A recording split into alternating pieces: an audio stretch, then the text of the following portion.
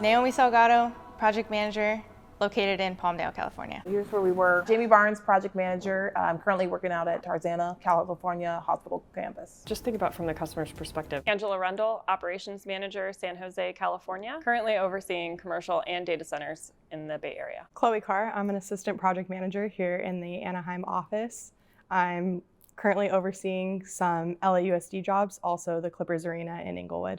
When I was little, I was really into archaeology, and I thought I'm going to be an archaeologist. And I was really into Egypt and all the ancient pyramids. And as any little kid, you have this dream of being something completely different. We train the owner to understand their systems. When I got into high school and I got a little bit older, I had no idea what I was going to do.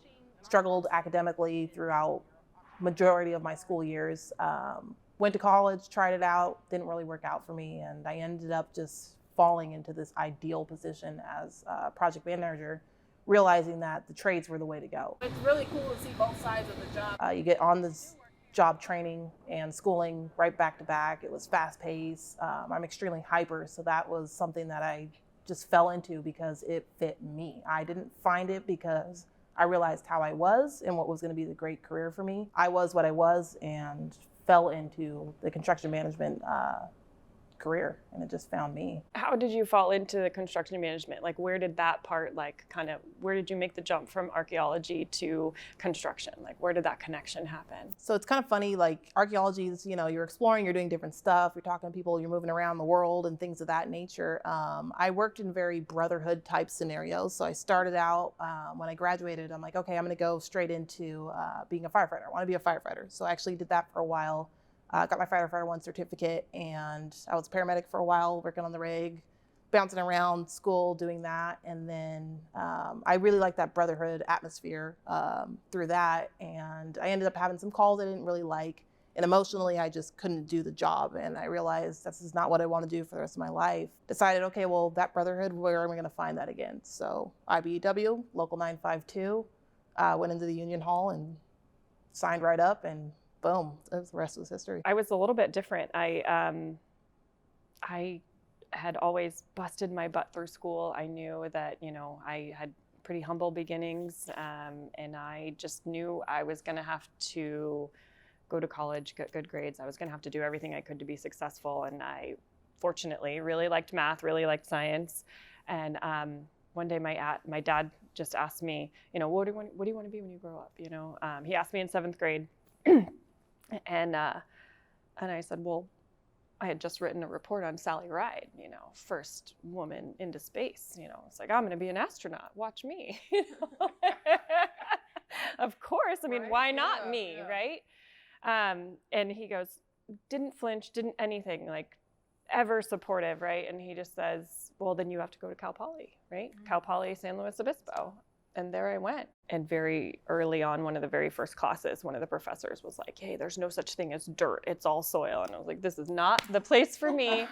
I don't belong here. Let me figure this out. So I did what I needed to do to kind of finish that quarter. My dad is an electrician. And I thought, what the hell am I doing here in civil? Let's go do what I've been doing for the past, all my school breaks and everything. Like, what the hell? I'm civil. That was a lapse in judgment. Okay. It's really cool because it seems like you had a lot of structure to get you where you are, and a game plan, and you had that support, from your father. And but I think that's the cool part about this industry is you had that. I had the exact opposite. Here we are side by side, and it's pretty cool. I mean, I don't know what your background was. Yeah, I never saw myself being in this industry at all. Yeah. I mean, when I grew up, I saw myself being in the health field. I had always wanted to see myself as a doctor. I thought I was going to be that person. And then when I had to work with blood, I realized that I was definitely not that person. And was like, okay, I'm going to have to restructure everything that I'm doing. And I always wanted to be that math and science person. And then I just had to accept the fact that like, maybe I'm just not that person, and figure out, what is my skill set and what do I want to do? So I went to college, and I was like, communication is going to be my thing. I wanted to be a communication scholar and do research and teach full time.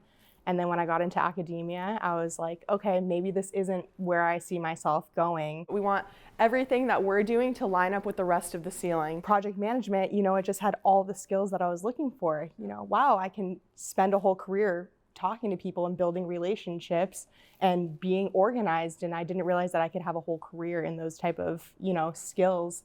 And here, I am 4 years later, and I'm the happiest I've ever been. And it's somewhere that I never saw myself being, but I feel like my skills are so valued in this position where everyone says, you need to communicate. We need to know what's going on and where you're at. And now it's just so valued in somewhere that I never thought that I would be at all. So it's really amazing to see myself here. I got to speak at my graduation, and one of the things I said was that construction's our biggest secret, because you never find construction, it kind of finds you.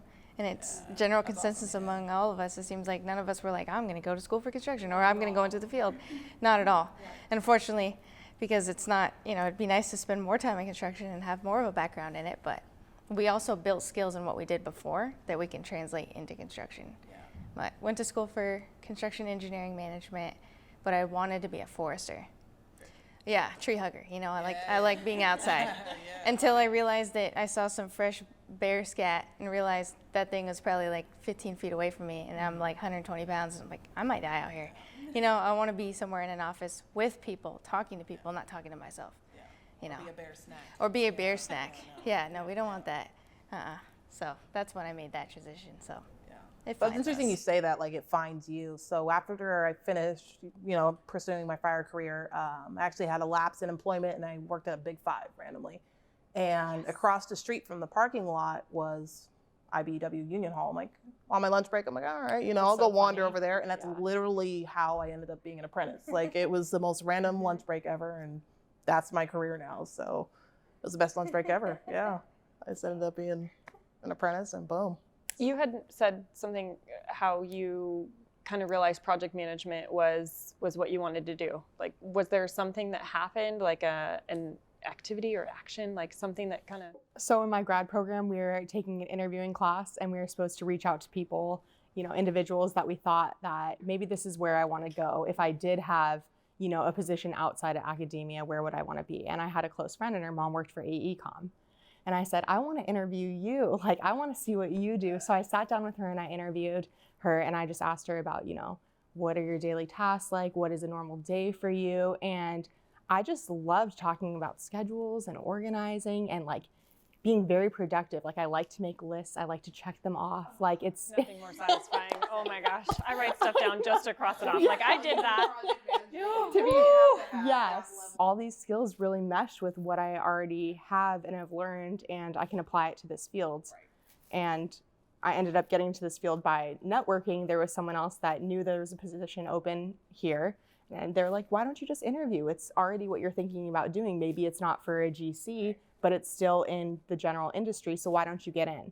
And I was like, okay, well, I'll see how it goes. And then now I'm just like, I love it. So I never would have thought that at all. So that's the thing when you're a kid, you take these assessments to figure out where you're going to go and what you're going to do and what you're really, truly good at. But you never really realize that your weird quirk is probably what's going to make you super awesome at your career when you're older. Not your job. You can work jobs till you get that career. But once you get that career, you're like, oh yeah, that thing I used to do in middle school, I'm doing it now and it's paying me. Like, and that's kind of project management. That's construction, and that's a lot of our careers now. I think those quirks are really paying forward now in my adulthood, for sure. When I thought of construction, I thought it was physical. yeah.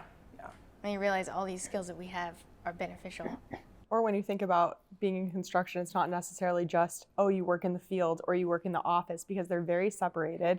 And it's like, okay, well, I'm coming into the office, and it's like, okay, maybe I'm here to pick up some stuff.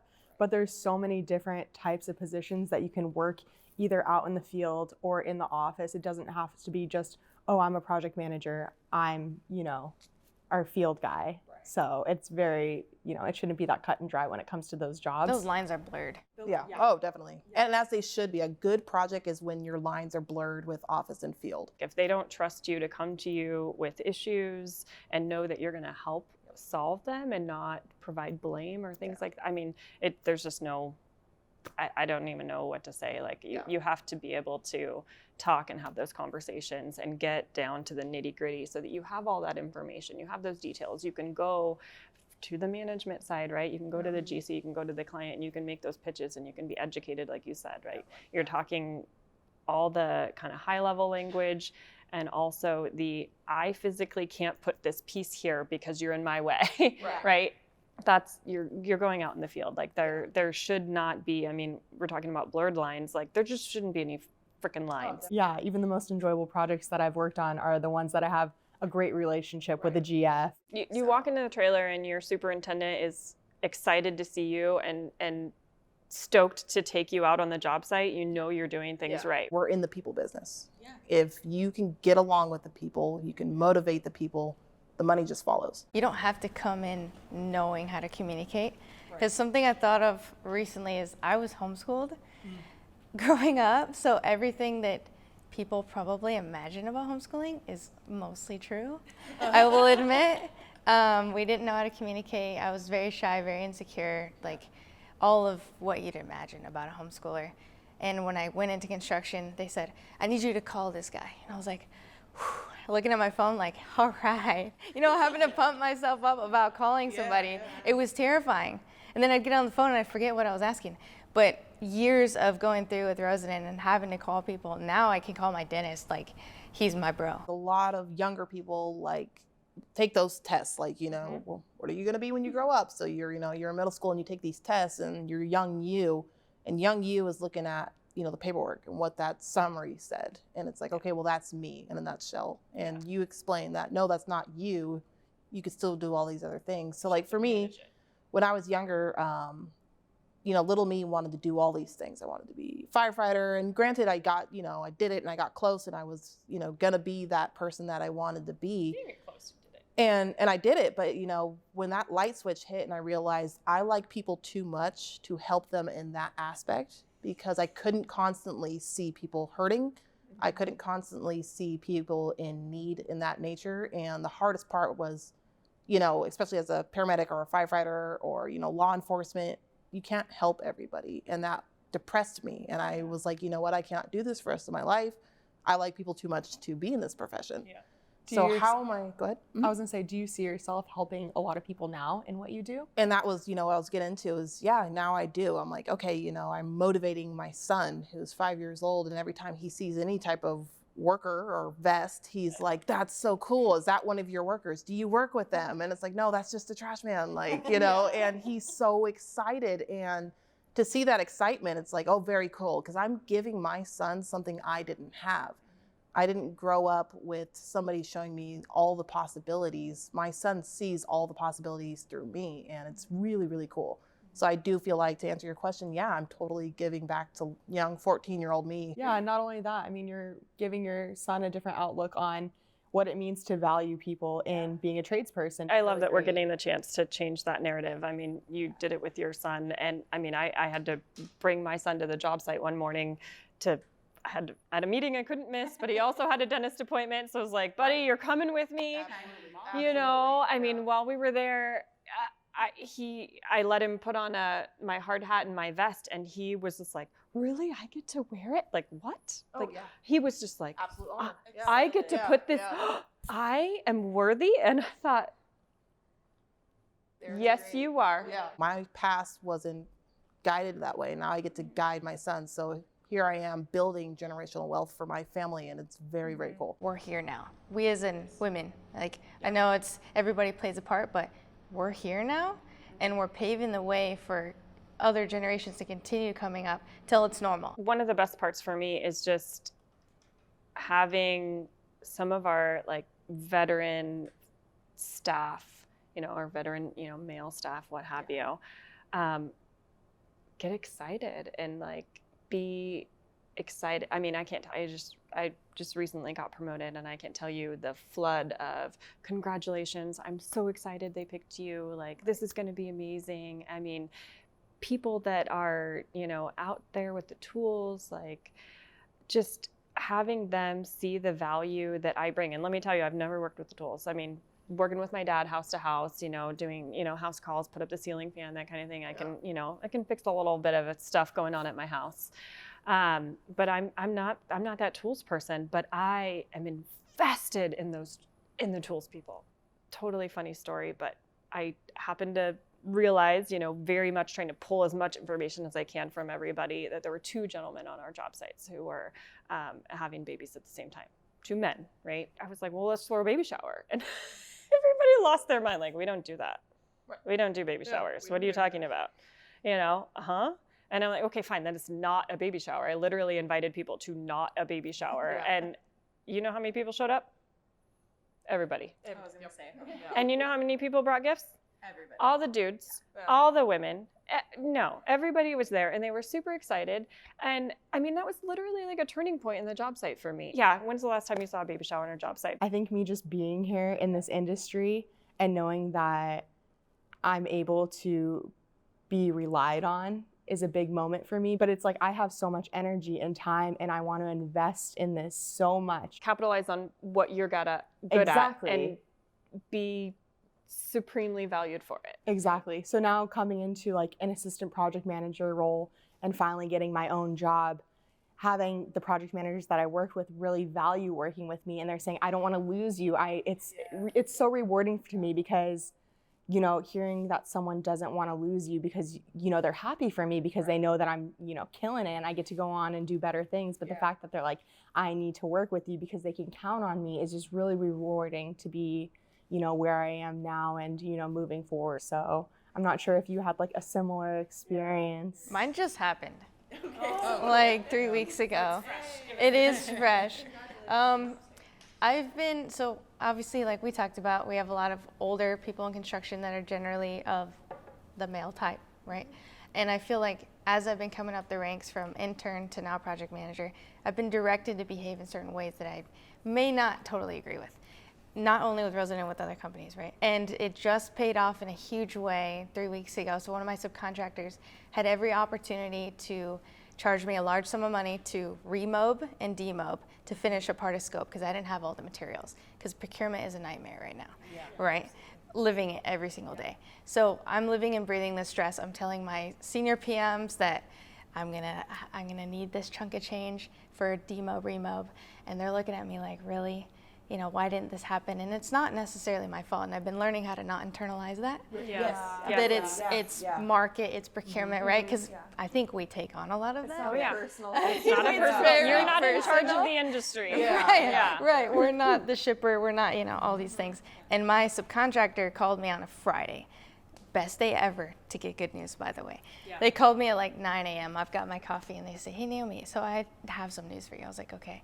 Thinking, hit me. What are you going to charge me? You know, like, I'm ready. And he said, I'm not going to charge you a dime because I've seen how you've reacted with us. You've paid us on time. We want to work with you again in future projects. I'm going to save you. And it was high amount of money. And I do attribute this to having soft skills. I'm going to treat them with respect. It's interesting you say that because it's like, you know, younger girls and different people even have asked me, you know, like, hey, how do you do what you do? What do you do? Because they have no idea what a project manager does. So I'm like explaining it and they know my type of personality. I'm out there. Sometimes I'm abrasive, you know, but in a funny way, like I'm very extroverted. And they're like, well, I can't do it because I can't do the things you do. And it's like, no, you don't have to be me. You don't have to be the loudest, tallest person in the room. That's me. You don't have to be me. You can be...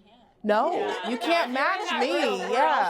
You're not getting up here. But you can be, you know, like Naomi's approach, which isn't always my approach. I'm the loudest and I tend to be, but she had that calm, she had that approach and it worked just the same. She was her. She was herself. She was in her own comfort zone. So she executed it perfectly. And that's what I think is really important for especially young girls to know is, hey, you don't have to be that loud, abrasive construction worker to be in this industry. You can be that calm, nurturing person that you are and still get the same benefit, Or if not if you more. are loud and outgoing, You can be that person too. Absolutely. We So- need all of them. Yeah, we need all of them. Yeah. It's just figuring out It's all who encompassing. you are Yeah. and just following through with that. Like you don't have to be someone else. Like you can be anyone who you want to be in this world and you will succeed. It just depends, like, are you going to stay true to what, like, who you are type of person? Because, I mean, I'll tell you, first of all, I wanted to be that math and science person. And then I was like, okay, I'm not doing well in the math and science courses. I can't be this person. Then it took me doing very poorly in school to realize, like, hey, maybe you should be that calm person that people make fun of and you will do really great in it. Yeah. And now I'm here. Absolutely. So, Yeah. Like with my APM, I tell him sometimes, I'm like, hey, I'm really terrible at this. The only reason I'm putting it all on you is because I'm not good at it. Yeah. If you want me to do it, we'll fail. Just like, be honest I need with you to help yourself. me. And that level of honesty like totally helps, I think, a workplace. And, you know, a lot of people are like, oh, go do it. But they don't explain that, you know, so as that APM or that assistant, you're like, well, my boss is just putting all this stuff on me. There's not that narrative and that communication that, you know, sometimes, yes, women are better at sometimes, where it's like, I'm asking this of you because I can't do it or because you're really good at it. So you're having that communication and that banter that makes somebody feel like, oh, you're not just dumping it on me. You're asking it because I'm good at it or I'm part of the team or whatever. So yeah, I'll do it, definitely. And I'll be really good at it because of your approach. Exactly. And I think too in this industry we forget that if we don't know something, we're capable of getting that education and learning. Absolutely. And that's a big part Yeah. of like what I do is I don't know all the pieces of AV and I don't know if I ever will because technology is always changing and there's always something to learn.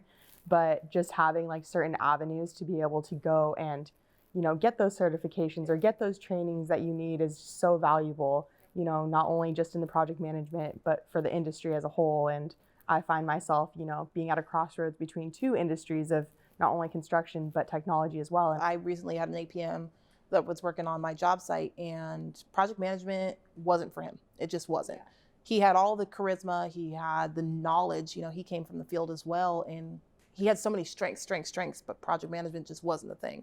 He wasn't going to be happy doing one more spreadsheet or he was just going to lose it type of deal. Mm-hmm. And I totally understood that about his personality. And other people are like, oh no, he'll make it. He'll be fine. He'll be fine. I'm like, no, I don't think so. Like, and I would speak to him candidly. We'd go grab a beer, whatever have you. And it just wasn't, yeah, we had that, you know, that banter where he's expressing to me no. And I'm like, I see your no. Let me speak on behalf of you. And then he spoke on behalf of himself. But he had that comfortability and that able body to breathe and be like, okay, I'm going to go talk to my division manager. And sure enough, they found him a new avenue. Now he works in QC and he's really good at that. He's out in the field a little bit more. He didn't want to be behind his desk all day long. He didn't want to do that. And Rosendin gave him that opportunity and boom, it just almost happened overnight. Like it was pretty cool, like that he had that option. It wasn't like, oh, you didn't make it as a project manager. Okay, well, you're fired. Bye. It was, no, well, let's find out what works for you. And I was like, oh, this company's pretty cool. Like, okay. They totally found a niche for this guy where any other company would have been like, no, you're not useful in the role that I hired you for, so bye. Just be humble, but give yourself some credit for having that like intuition and that sort of observation to be able to see that, right? A lot of people would have just been like, oh, he's not cutting it, right? Like, but you as a woman or just as a manager or as just, you know, a good leader in general took the time to see that and invest and ask those questions. And that's the kind of stuff that we need to be working on, right? Like get to the deeper level, right? This person's not performing today. Like, let's fire them. No, maybe let's figure it out. Let's maybe ask a couple more questions, figure out what's going on. You know, is there a reason they're not performing today, or are there other strengths that we could capitalize, you know, where it just goes back to building that relationship with them and being able to be open about things and you know, being comfortable that people can talk to you and come to you. I just found out he didn't like it. And the things that I love about my job, he's like, oh, I don't like that. I'm like, oh, okay. So you probably just don't like this role. Like, because I like spreadsheets. It's very satisfying. Yeah. Like, how many lists do you have? Filling out the formulas. Like, like, look at this Excel formula. Flag. Like, I nerd out on it. And he's like, nope, if I have to do it one more time. And I'm like, oh, so that's crazy. Like, you don't like what I like. So you don't like this role. Like, and a lot of people have a hard time with, I like it so much, you're crazy because you don't like it. And it's, they can't understand why you don't like it. So they just, there's that wall automatically. And that's the people business where it's like, okay, you're not me. You don't look like me. You don't act like me. So I'm just going to throw this wall up. Well, Rosendin isn't that place. Or like, okay, well, you put the wall here, so let's go around it. And I like that. I love how you said Rosendin isn't that place because like Angela said, we're not just going to fire you if you had a bad day. Like most of the upper management that you work like very close with one-on-one, if they're saying, hey, you're not liking this, there's other avenues for you at this company. It doesn't mean you have to leave Rosendin and not be in the construction industry or not work for us. Like there are other different avenues that you can take in order to, you know, enjoy what you do and be good at it and, you know, want to come to work in the morning, which I think everyone strives for.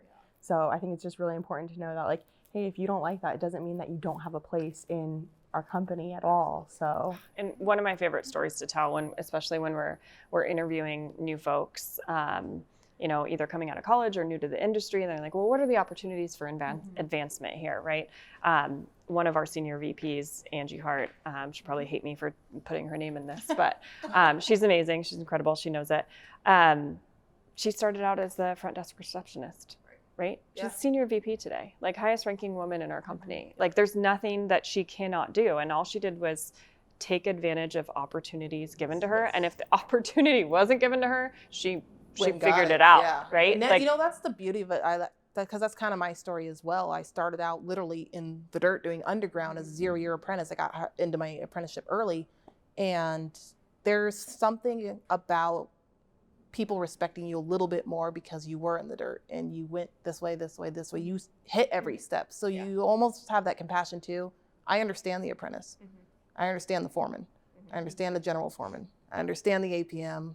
I understand my other PMs and, you know, that ladder, you understand each step because you were there. Yeah, you do have that whole well-roundedness. I don't necessarily have I wasn't there, I wasn't in those positions, but having my dad as an electrician, he was in the IBEW, and I got to work with him a little bit and kind of just understand his point of view. I maybe wasn't there, but I'm more empathetic, more understanding. Like I realize, you know, helping you is helping my dad, right? Yeah, I like that you said that, because a lot of people too, like they have that opportunity where they go to college and they have that structure and they can go basically lateral very quickly, like you did, and essentially. And then there's also the other side, there's the me, and it's like you can start all the way down here and do each step. So both are beneficial. It's pretty awesome.